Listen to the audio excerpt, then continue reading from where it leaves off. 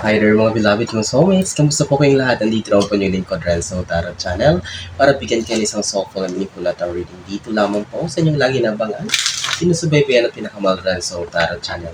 Ang ating pong reading na pagsasamahan ngayon ay reading po para sa Chinese New Year 2026 para sa ating mga pinakamahal na nasa sign ng Aries. Okay? Aries, Sun, Moon, Rising, Venus sign, this is for you. Mega shoutout po sa lahat natin soulmates sa buong Pilipinas at sa buong mundo na lagi nanonood. Maraming salamat po sa inyong walang sawang tiwala at suporta. And I am praying na nasa mabuti po yung kalagayan. You're safe, you're healthy, and of course, you're happy.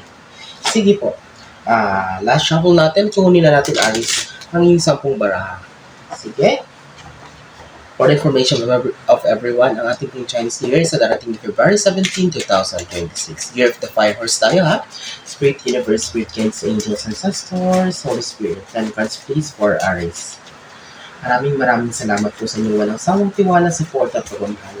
At simula noon hanggang ngayon, hindi niyo po ako iniwan. Kakataba po sa puso ng mga komento, nagbabasa po ako ng comments at nagre-reply po. Maraming salamat po sa inyong walang sawang tiwala, support. Sige, kapag bago po kayo sa ating channel at nagustuhan niyo po or naka-resonate po kayo sa ating reading, ay huwag po kayo mahiya na mag-comment, like, share, click notification bell para lagi po kayo updated sa ating mga susunod na videos. At the same time, huwag niyo pong kalimutan na mag-subscribe. Yan lang pong hihingin kong bayad po sa inyo. Sige, Aries written cards are now complete. Huwag na natin patagalin pa ito because I know that you are so excited.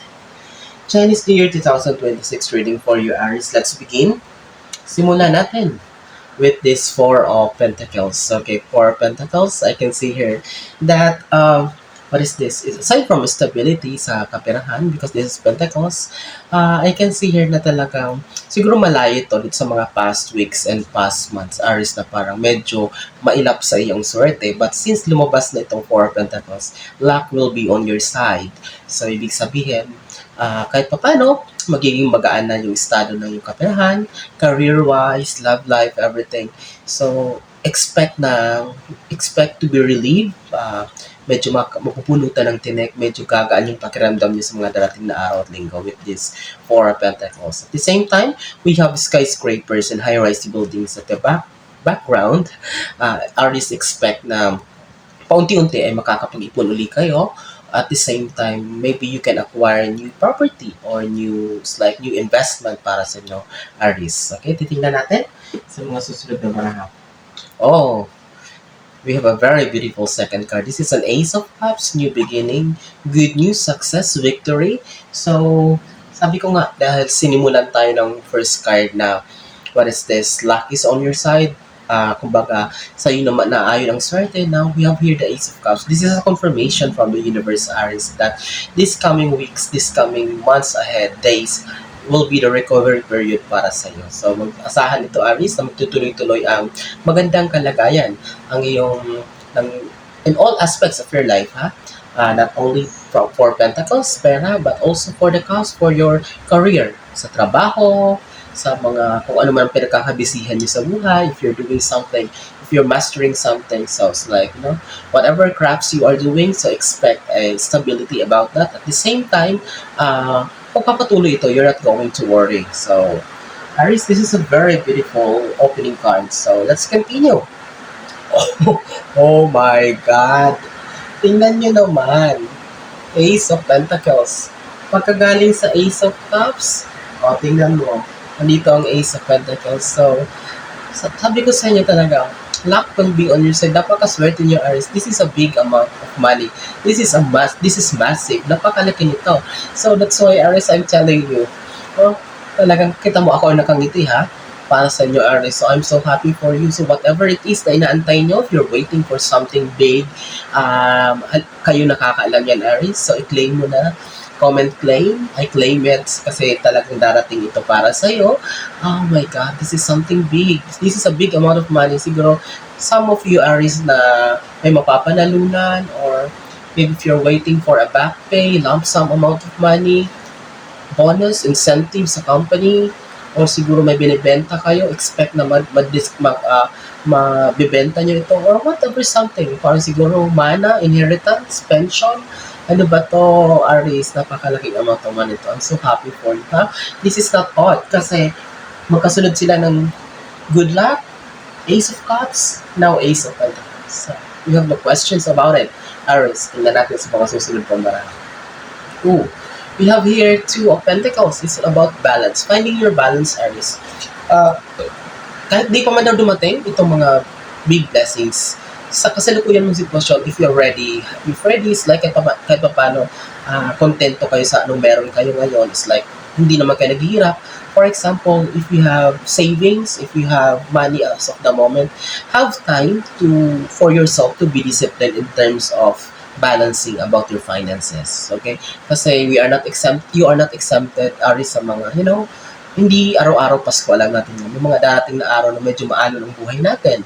So there are hardships, may konting problema. But if we know how to balance our finances, kung may maiipon tayo, you know that, Aries, may madudukot. At the same time, you're not going to worry. Okay?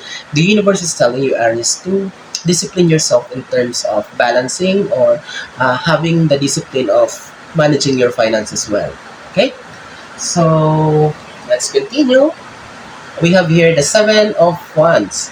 So what does this mean, Seven of Wands? So Aries, expect, o siguro alam niyo yan, there are some people around your circle, around your friendship, family, or maybe in your community na parang actually matagal niya itong ginagawa. At hanggang ngayon, this person is doing this for you but hindi siya nagsasucceed.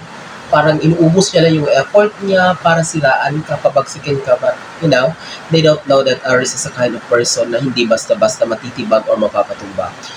Okay, this card, the Seven of Wands cards, just show that there's somebody sa circle mo, sa community, Aries, na gusto ka talagang pabagsakin.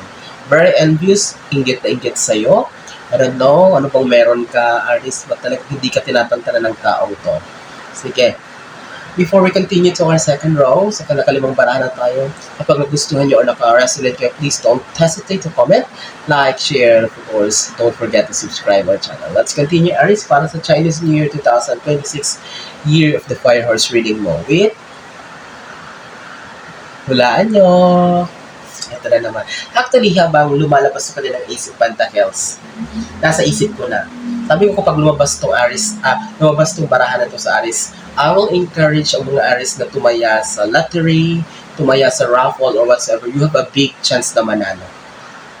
Here is the Wheel of Fortune.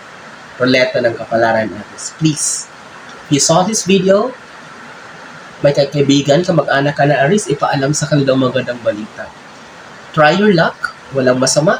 It's because nakikita natin dito that sabi nga natin, luck is on your side, sa'yo aayon ang swerte. With this Wheel of Fortune, it signifies good luck, okay, good news, positive result. It's a big yes from the universe, Aries. It's a big yes. Please, ulitin ko, kung mahilig kayo tumaya, mahilig kayo sa game of chance, so why don't you try? Andito ang Ace of Pentacles, andito yung Wheel of Fortune, andito yung Ace of Cups. It is a positive news about something, sudden wealth, or parang a surprise win for you. Okay? Sige, tingnan natin, Aries. Harvest season. So, Page of Cups, here you are. Magkatapat pa sila ng Ace of Cups. So, Page of Cups and Ace of Cups, this signifies talaga na hindi lang ito good news, hindi lang to stability, but this is about harvest season.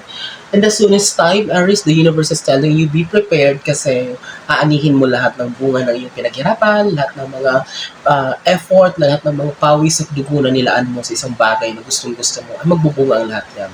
You will surprise everyone kasi paano mo nagawa ng paraan na makaahon dyan sa alon na yan after all the battles that you've been through, after all this, disappointments, after all those days na akala mo hindi mo na kaya. But here you are holding a cup. May laman pa siya.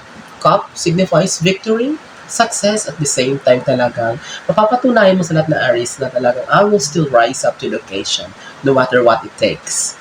Wow, napakagaling. Napakaganda naman ito. Harvest season for you, Aries, ha? So, Knight of Wands. So, we have here the Knight of Wands. I can see here, Aries, na fearless, bold, independent, hindi na matatakot. Here you are. You're going to face the reality. Hindi ka na basta-basta magpapapekto sa iba. Hindi ka na magpapamanipulate. Hindi ka na mauuto, maaabuso. Here you are. You're a fighter now. This is a good thing, Aris. Malayo to sa dating ikaw na parang mahiyain, walang kumpiyansa sa sarili. But now, I can see here, Aris, na unti-unti na nagbabago ang prinsipyo sa buhay. Okay? Walang masama na lumaban or maging palaban as long as you're doing the right thing and you're doing things with all honesty. Okay, nakita natin dito, Aris, expect transformation in a form of being bold and being brave. Okay, matapang at walang inuurungan na, Aris. Let's continue with the Nine of Swords. Okay, Nine of Swords, this is just a flashback for you. Ay, wala naman kasi ako nakikita dito na problema talaga. But this, I can see here na flashback lang to, replay na lang to, rewind na lang to ng mga pinagdaanan mo lately na. Sabi ko nga, you will show to everyone. Magugulat ang lahat, mapapatanong sila, paano mo nakayanan ang lahat na bumangon, Aris, after all of these sleepless nights na naranasan mo, mga what is this, mga anxiety, depression, to the point na ayaw mo na kumain, ayaw mo na makipag-usap sa mga tao kasi down na down ka. It's like you felt so hopeless nito mga nakaraang linggo at nakaraang buwan. This is just a flashback ng mga pinagdaanan mo, Aris. Okay, pinapakita lang nito na grabe talaga yung pinagdaan mo. Hindi ka makatulog, you experience insomnia or whatsoever because you're thinking kung paano ba masusolusyon ang lahat ng mga problema na pinagdaanan mo. But all of those will be over, patatapos din ang lahat yan at tapos na ang iba dyan kasi lumabas ng ruleta ng kapalaran, swerte naman ang aayon sa iyo ngayon, Ace of Pentacles, Ace of Cups, harvest season, so that's why you don't need to worry, Aries. Tapusin natin itong napakaganda mong reading, Aries, para sa Chinese New Year 2026 with your 10th and last card, which is a very beautiful, so ang OA ko, sorry, Chariot, movement, elevation, okay? Kung may iniisip ka ngayon mga bagay na gusto mong simulan, please do it now. This is the best time. Mag-move forward ka talaga. Walang makakapigil sa'yo. Tuloy-tuloy ang pag-arangkada ng buhay mo, Aries. Whether they like it or not, bahala sila. Mamatay sila sa inggit for you, Aries. But just claim this reading. This will be a very good, positive reading for you. With this Chariot card, with this Wheel of Fortune card, wow, bibihira to. Magsama-sama mga barahan na to. All I can say, I will wrap this up with just a line, sasabihin ko lang sa Aries that everything made sense. Masasabi mo sa sarili mo na lahat ng bagay ay worth it na pinaglaban mo. Okay? Expect massive blessings on your way. Expect good news. Expect positive result for whatever endeavor that you're doing. I'm so happy for you, Aries. I'm wishing you all the best. Okay? And I am hoping and praying na maraming nasa sign ng Aries ang makapalibito. Kapag nagustuhan nyo, nakarasanig po kayo, huwag po kayo mahiyang mag-comment, like, share, of course, don't forget to subscribe. Ang pinamahal kong Aries na Soulmates. Hanggang sa susunod natin pagsasama, maraming salamat sa inyo. Mag-ingat kayo lagi. God bless us all.